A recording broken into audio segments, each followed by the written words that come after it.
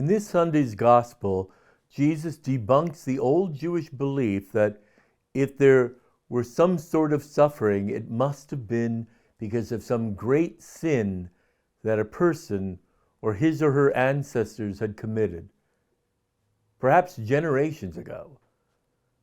While Jesus saw this as a fallacy, he nevertheless warned the Jewish people that they had better be careful in their political challenges and rebellions to the Roman government. Jesus warned the Jews against seeking an earthly kingdom as opposed to the kingdom of God.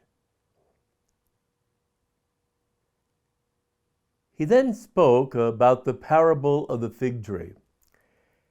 Fig trees were common at the time of Jesus because despite the shallow and poor soil of Israel, fig trees had a better than average chance of growing in the soil of a vineyard. In this story, figs had not been growing on a particular fig tree over 3 growing seasons, which was the usual amount of time it should take for a fig tree to mature. And the owner told the keeper of the vineyard to cut it down. But the keeper of the vineyard begged to give it 1 more extra season. This gospel is sometimes referred to as the gospel of the second chance. Jesus believes in forgiveness and redemption. We are not called or condemned to live in shame. After all, we have a forgiving Father. I would like to suggest that there are several things we can do this Lent to acknowledge our second chances and God's forgiveness. If God forgives us, who are we not to forgive ourselves? A forgiven person should not live in shame. That gets in the way of us celebrating joy.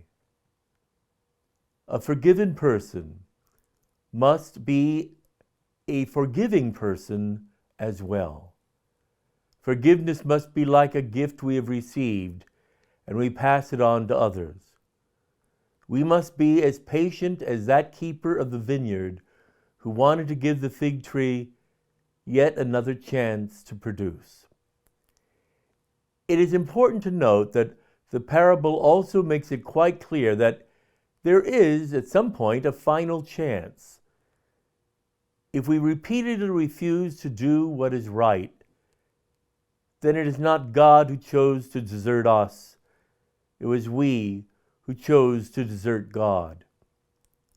Perhaps this is the perfect time. This is the ideal season to produce spiritually new fruit. May I suggest taking advantage of the sacrament of reconciliation at your parish. Have a blessed week.